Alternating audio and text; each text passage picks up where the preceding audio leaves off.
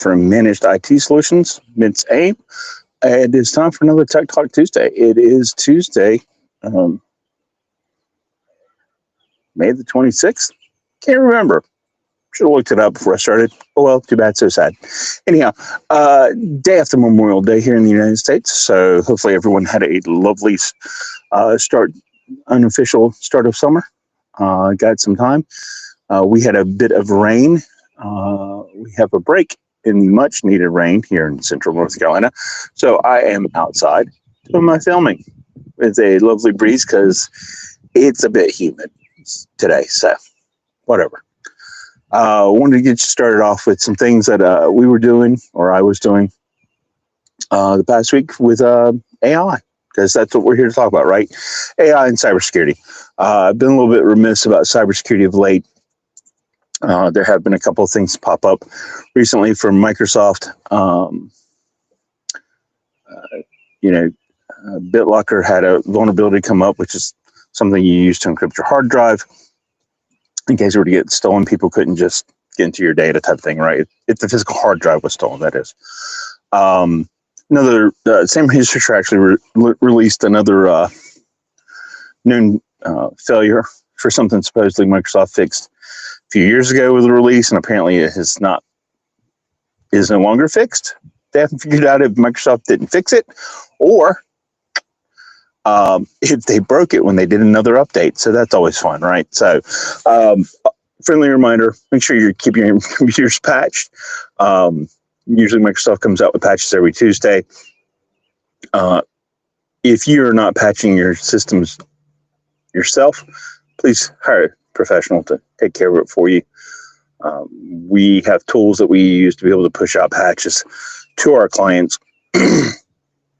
automatically, and we get reports on computers that fail. So difference between doing it yourself and if you're a small business and having someone else do it, right, is we don't have to go touch every machine to find out if the patches have worked. We have tools to do that. So now with the advent of AI, certainly something you could probably create for yourself if you wanted to go through the trouble of it, to be able to do that for your computers that you might have on your own.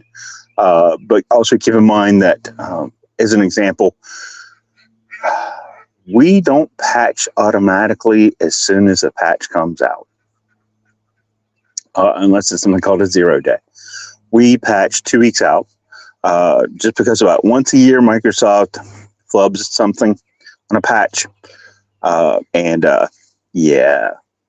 They don't pay us to be gamma testers as opposed to a beta tester, right? That would be the next thing, is a gamma tester for their patches. So we're not rolling them out. We'll let other people do it and find out what may come. So something to keep in mind if you're doing your own patching. So switching back to AI,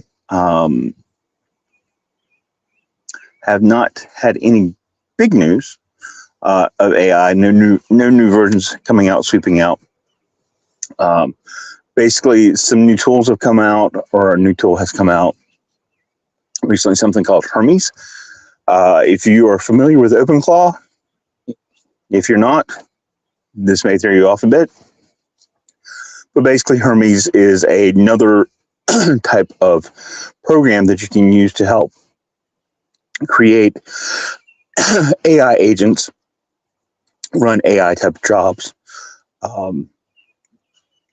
and use larger AI models in the background to accomplish these tasks, right? So you can't always rely on Claude or OpenAI to be able to do these things. They've got, Chat has GPTs, and you can build skills in Claude, but having full-fledged agents, OpenClaw and Hermes now are a little bit better at it. And the big difference between OpenClaw and Hermes is OpenClaw will, for one, start to run a little bit slower after 30 days or so.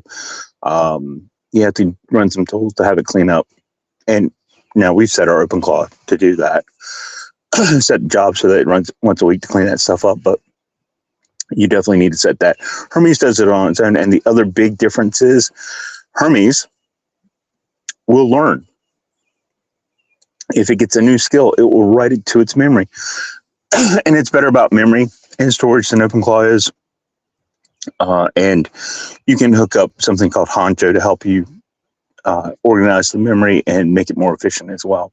So spent the day Thursday rolling that out and converting what we had done in the OpenClaw into Hermes. So that was always fun and interesting and geeky and nerdy. So one of the first projects I tackled with Hermes is I used it to connect to our PSA, which is our ticketing tool and our time tool that we use to log for our clients, and also to our RMM tool, which is the tool that we use to monitor and manage our clients' computers, like patches, for example. And just today, I used it twice. When I was driving along and sitting at a stoplight, we had a client who had a power issue. Come to find out, but we got notified that they were down while I was going to a client site. I still wasn't aware whether the servers had come back online or not. It was 8 o'clock. We officially opened at 8:30, or as close to 8 o'clock. So I asked this new bot that I created and connected to Teams as well, so I could talk to it in Teams, if the servers for a client had come up yet or not, instead of having to log into our RMM tool, which is hard to do on a mobile. Not impossible, but more so than Teams, because I have Teams open all the time. And it spun and spun and spun. About a minute later, it told me that no, these servers were indeed still offline and had been offline for 24 hours. They told me the last time they checked in, which was cool. So got to client site. She had asked about why her bill had gone up. It seemed that they had more computers than she thought they had. And so again, as I was leaving, sitting at a light, instead of waiting until I got back to the office, I asked this, we call it Oracle, not to be confused with, Dellison's Oracle, but just Oracle, MIT's Oracle, what computers this client had and who was the last person logged in, because that helps make sure that we're not finding computers we shouldn't be finding, right? And I told it that it should be 16. I'm sorry. I drank some fluid before I got on here, and apparently it did not help completely. So I'm a little dry. I'll try to make this short. Anyhow, asked it. So it whirled and whirled and whirled a little bit, a little spinning, right?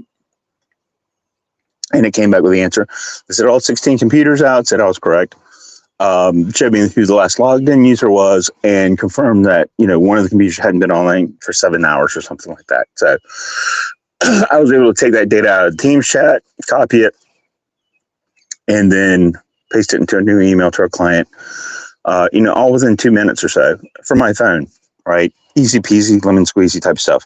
Now, mind you, that probably saved me a couple minutes, both those exercises, be able to ask MIT's Oracle directly instead of having to go log in and then filter and do some other stuff or run a report, which means, if I use it once a day and it saves me a couple minutes every day, that sometime in the year 2199, I should get my ROI. I'm kidding. Probably in a couple of months, I'll get my time back that I spent building it out.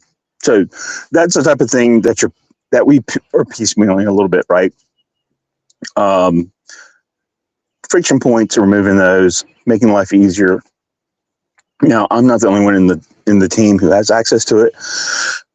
My team of techs also have access to it to be able to ask questions without having to dig around and how to figure out how to build a report to get the information they want out, right?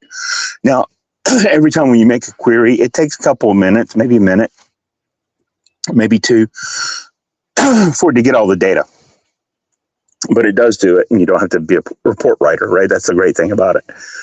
So, again, if you're just starting out with AI and trying to figure out how to use it in your business, find some friction points, right? Remove those. Use AI to do that. If you don't know how to do it or don't want to do it, that's what you pay companies like ours to do. That's why we created MIT's AIM, is to be able to do that. So, I want to remind you guys, I think last week I talked about there's 4 Ps to proper implementation for AI. We'll go back over that real quick here. It's going to be process, people, platform, and a plan, right? You get all four of those together, and you can see real returns on your investment for AI. And that's the problem.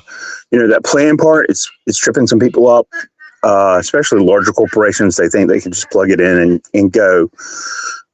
But they also didn't look at their processes and their people. They probably picked a platform, but you need to definitely look at your processes and your and talk to your people and get them involved and figure out who are the key players for what you're trying to accomplish, right? So you should be asking them what are their friction points. Ask your employees about what do they do on a regular basis that is routine, monotonous, boring crap that they just don't want to deal with, right? That's what AI is great at.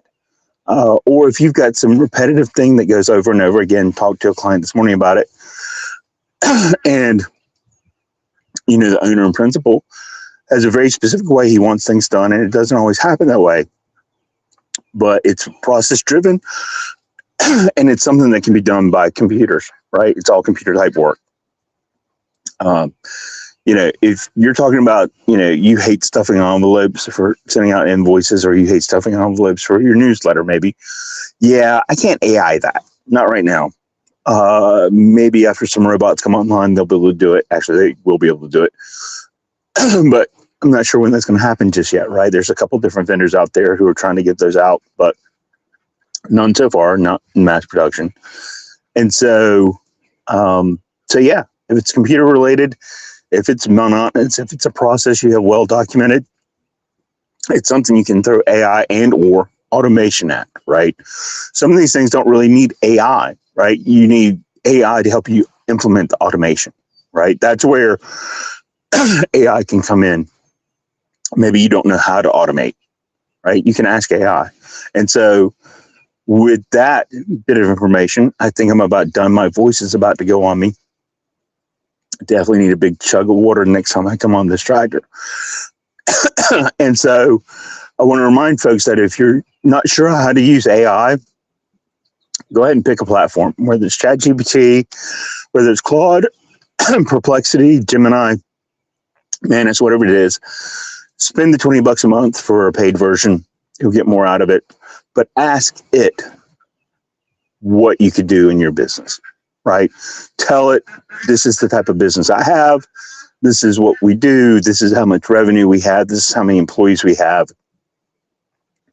What are we missing? Or what have other people used AI to do in that type of business? It's easy as that, right? You can't think of it, ask AI. And then normally it'll follow up and ask you if you want to start implementing things or you want to start planning things out, right? Go ahead and start planning things out and save it for later. Helpful hint is you can save the output. You can copy and paste if you want to, or you can make something called a markdown file and a .md file, kind of like a doc file or .xls type file. But a markdown file is just basically text that goes over what you've discussed, what you've planned, and the steps that need to be taken. So you can save that file to your computer and you can reference it later if you need to. So that's what I do. I have a folder in my computer that actually I save on my OneDrive so I can get to it from my laptop or my desktop. And I point my AI on any given device to that folder to look for MD files so we can have discussions about what needs to get done next. And either add additional MD files or edit the one that's there.